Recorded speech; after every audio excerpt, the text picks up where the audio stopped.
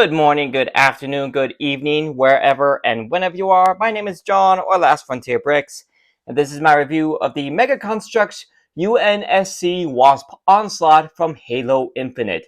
It has been given product code GYG60, comes with 409 pieces, plus 4 micro action figures, and I believe I picked this up on Amazon for about $50, although admittedly that was a few months ago. Right now it's not even available or on Amazon as of the recording of this video. This is another one of those 2-in-1 Halo Infinite sets they've created. You can see the full set and on the box, on the front box art, with all 4 of your micro action figures: Master Chief, a UNSC pilot, and a Grunt conscript in blue, and a hunter. So honestly, pretty solid figure selection. Plus, you can see the 2-in-1 image over here on the right side, where you can rebuild the Wasp into an interesting, almost A-wing looking vehicle for the UNSC, and then take the Covenant. I should say banished, actually, shade turret into almost some sort of hovercraft vehicle. Take a look at the top of the box. You can see the Mega Construx and Halo logo, with all 4 of your figures with here's on the sides with Master Chief and your pilot, as well as your Grunt and Hunter. Swing around to the side, you can see both versions of the set with the Wasp and the shade turret, as well as the 2 alternate builds. And swinging around to the back, okay, you can see another image of the set, as well as all your accessories: a plasma pistol, 2 assault rifles, 2 plasma grenades, which I do believe is something I have not had until now, plus 4 bolts. It's for your Wasp, and I believe maybe also the shade turret, plus a better view of the 2-1 images. Plus, you have a QR code down here for which you can scan to get the instructions for the alternate build. I do believe, as usual, you don't have to destroy the box in order to get this open. All you have to do is cut the tape on the sides, and should be good. Also, you can notice a couple of other Halo Infinite sets down there in the bottom right corner. Now, usually Mega usually does extra box art on the side, so let's take a look at what that is. We got an image of all 4 of your figures on the left side, and on the right, what we got, just another image of the 2-in-1 that's already on the top of the box. So a little lackluster there. So let's see what we got. We got 1, 2, 3, 4, 5 bags of parts. Got an interesting piece here, which I'm sure is for that shade turret. And then you got your instruction manual, which on the back of the instruction manual, you got the same 2 sets as you see on the back of the box. One of the helmet sets and the banished chopper with Esherim, which I already have. Feel free to check out my review on that set in the top right corner of the screen right now. So take a look at the front of the instruction manual. We have both the images of both the main build and and the alternate build. Though there is a little tab at the bottom that specifically says that this instruction manual only has the instructions for the main model. So you don't have to remember that. But once again, you have a QR code for the instructions for the alternate build if that's what you want. And then you just jump straight into the build, going through the instruction manual. Take a look, because there's we once again have basically a recreation of the image on the back of the box, showing off some of the play features. There's like the spring-loaded shooters and the spinning engines for the Wasp. And then we have our parts list. So all in all, nothing too crazy going on here. But I will go ahead and jump into a time lapse of the build of this set, starting right now.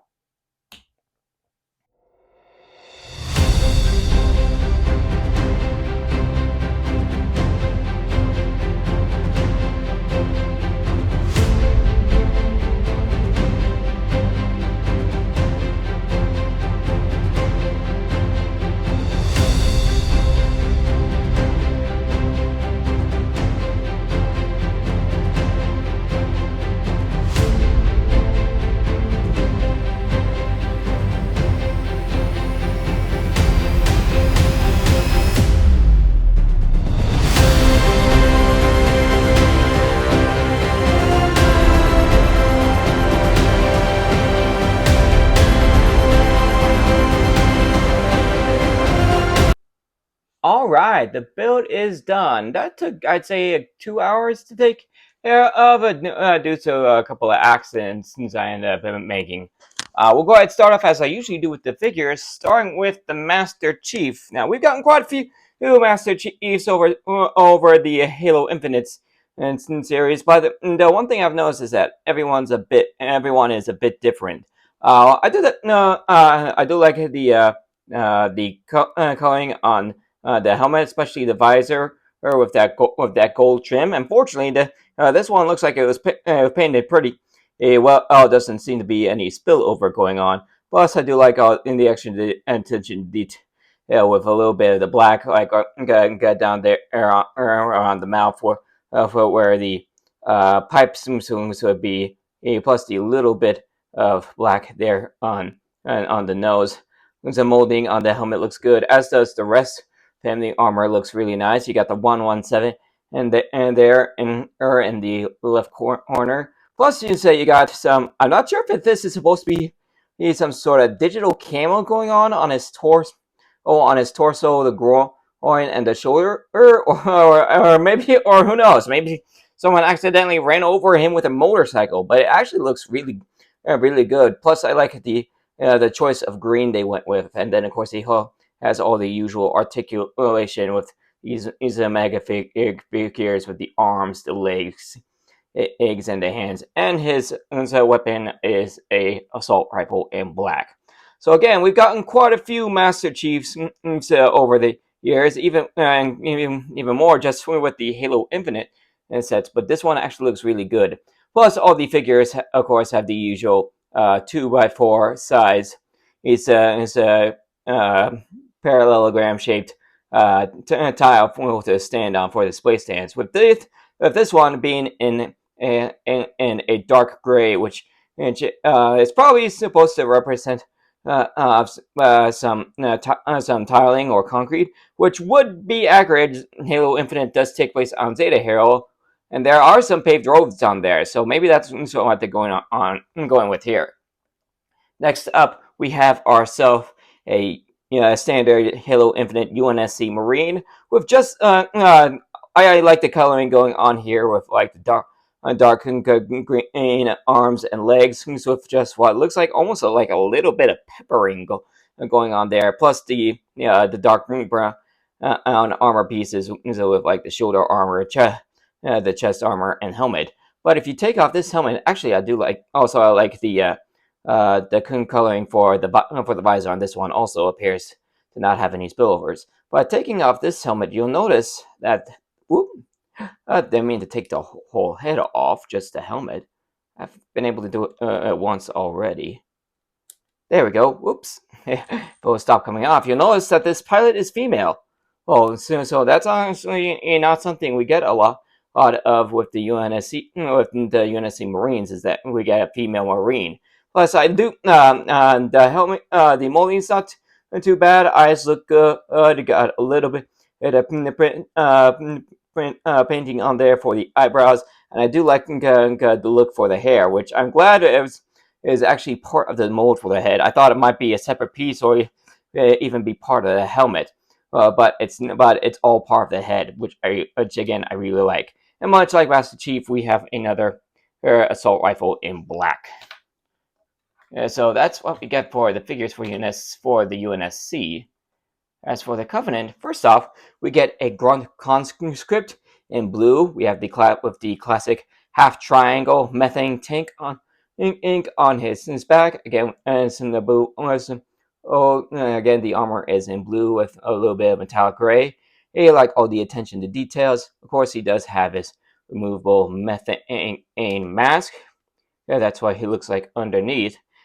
Unfortunately, it's pretty easy to get it on and off. It just sits there with the little hole in his head. As for his weapons, we've got a plasma pistol, and for the first time in a set we've got plasma grenade. Those fun little sticky grenades that you love to hate to love in the game. But as soon as you do get one extra, and as you can see, it's nothing too crazy. It's actually pretty small. Let me get this out of the way. There we go. like I said, it's nothing too crazy, but you do get a little bit of detail and just a little handled for your figures to be able to grab onto. So nothing too crazy going on with the ground, nothing groundbreaking or anything, but he does look really good. And then, like I said, you do get a second plasma grenade, so you can have him carrying both around if you want, or you can hand one over to our UNSC guys. And for our final figure, we've got a banished hunter. Well, like the nice calling on him with the classic banished red, along with that nice metallic gray armor going on. The cannon looks, the arm cannon looks really good with a couple of fusion with a couple of fuel rods sticking out. The shield is nice and big with some nice printing going on there. You have the classic hunter tentacles sticking out of his back, which look really nice. All in all, really solid hunter. The one downside is that hunters usually always fight in pairs, and you only get one of them. I think part of that might be because they included another single hunter with the Pelican inbound, which unfortunately, not only did that start off really pricey, I think it was the regular retail price was like either 150 or 200, but it's also really hard to get a hold of nowadays. Like, I've been checking Macari for quite a while to see if I can get a hold of one, but there's just not a whole lot of them available right now. Anyway, that's pretty solid figures selection, if I do say so myself. As for the builds, first off, we've got a fusion coil all in the classic banished red, which with the inside being super simple. It's like 4 or 5 1x1 circular studs in the transparent blue. So yeah, super simple, but it certainly looks like what it's supposed to. With our next biggest build, our medium build, we've got ourselves a banished shade turret, which is actually the first time I've actually got one of these classic Halo shade turrets in one of these sets. One thing I will say is that with the plastic piece here, you want to have be careful how you take that out, because I honestly, when I took mine out, I honestly thought I messed up big time, because from the looks, so there was a section. There's sections on the plastic piece that are supposed to basically mimic the shape of the pieces, so that they're supposed to be put onto. But when I took mine off, part of mine kind of ripped. So I was like, oh no, did I mess this up before I even finished building it? But fortunately, I was able to, as you can see, I was able to still be able to put it on. But yeah, you want to be careful taking this piece of plastic out, because you can't rip it. Anyway, as you can see, the turret moves a full 360 degrees, which is really nice. I like the molds also for the cannons on this thing. Plus, I like the transparent orange pieces to simulate the little bubble shield that goes on with the turret.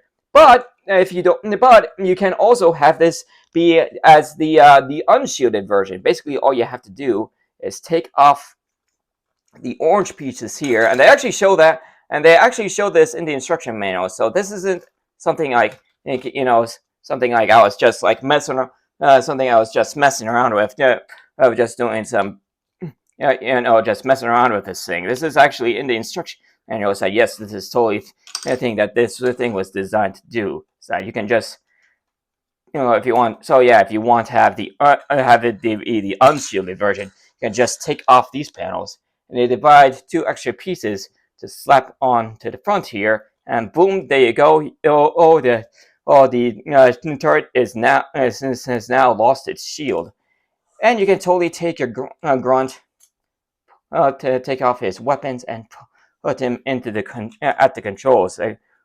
So you can have him man the turret instead of just walking around doing nothing. So let me see if I can get him attached. I haven't actually done this before, so this might take a while. Ooh. Plus, I like the fact that since those pieces are plastic, it's not like they really get in the way of you trying to get your grunt into the turret's controls. plus the side armor is on is on joints. So if those are getting away, you can just move those out of the way. So it's like it's not completely accurate to what you see in the game, but it's manipulable for play, which I like. So yeah, there you go. We've now got our grunt at the controls most of our shape third, and it looks really good. Like he doesn't like there isn't like he's basically I basically got him to where he's just holding on to controls, but he's not too. But he's at a good distance, and so away. I think actually that might just be the way that they want you to have him, because take a look at where his feet is. It's basically a catwalk, because so there isn't really anywhere for his feet to hold on to, but he is firmly holding on to the controls. And again, he doesn't seem all that out of place or out of scale. So yeah, I actually like that. That looks really good. And finally, we have our main build of the set. We have our Wasp. But now, this isn't the first Wasp I've gotten in a hold of for Mega Halo, but this is the first one I've gotten where it's the classic UNSC green. You know, I'll do a quick compare and of this one compared to that other one in just a minute. And anyway, as for the play feature for this thing does have an opening cockpit. Basically, just fold down the front bit, and then you can open up the cockpit. According to that, you do have the UNSC logo on the side, which I would like to remind you that this is printed. The Mega does not do any stickers whatsoever, which, seriously, Lego, you really gotta get on that. When even like your Star Wars UCS sets, you know, your top of the line, most expensive, high quality sets still use stickers. Something's going wrong here. Anyway, you do have a printed control panel in the cockpit, as well as a couple control sticks. Plus, you do have a couple of basically spring-loaded shooter, Mega's version of spring-loaded shooters up front. And I've fired these. I've used these things before, and despite the bolts for the spring-load shooters being not even half the size of the ones that Lego uses, trust me, these things go fast and they go far. So yeah, they work really well. Plus, if you bring it, take a look underneath, you notice you would have a couple of spare shots underneath the wings. Plus, you do have a couple of molded weapons on the front as well for the cannons. They're only like 3 pieces, but they look good. I do like the little exhaust at the top of the wings. You do have a couple of for thrusters in the back in pairs, and they are on joints, so they can be moved up and down. And you do have your main engines as well which can be manipulated to move quite a bit, as well as spin and around. Plus, you actually also have a couple more thrusters underneath, which can be manipulated individually as well. They also provide a couple of transparent pieces underneath, so you can have this thing sit on the ground and pretty stable. But plus, I do like the fact that the wingtips, as well as the wingtips, they are held in place, so they can't they can't be moved. They're not going anywhere, which is accurate. But the tail flaps can be moved. So that's accurate as well. Let's see if I can't get our Marine in the controls like I did with the Grunt. So I'll get her up into play. Hide her weapon. And let's see if we can get a Marine in the cockpit.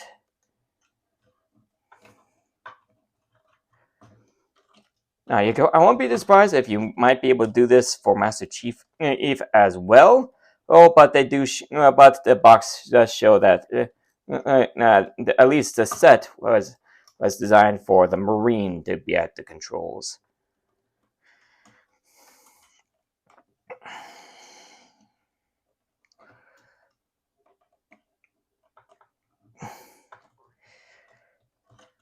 So far, so good. Then one of the control sticks popping out. Get that fixed real quick.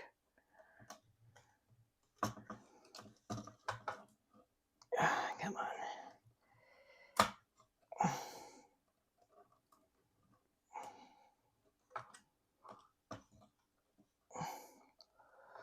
Whoop. Spun that thing a bit too much. It's just trying to get into the hand. There we go. Okay, all right, there we go. It's attached. Let's see if I can get this thing closed up. Yep, easy peasy. Totally fits. Can totally get the pilot in the cockpit. As for the other wasp I got, we have the Arctic Burn wasp here, which you can see there are definitely is some similarities with like shaping and like cockpit design. But the Arctic Burn is quite a bit different in the where we have the UNSC, where it's basically just a regular like Lego build.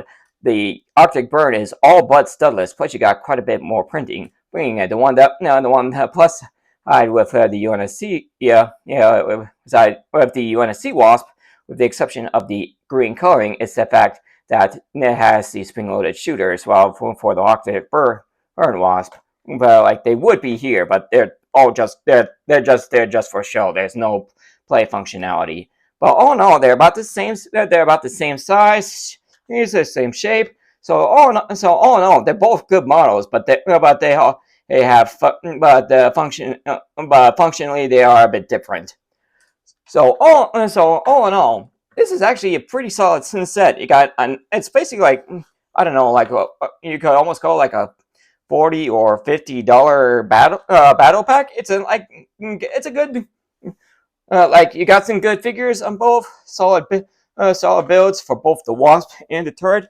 Alright, and I do like a little bit of customization with the turret, where you can have it be either shielded or unshielded.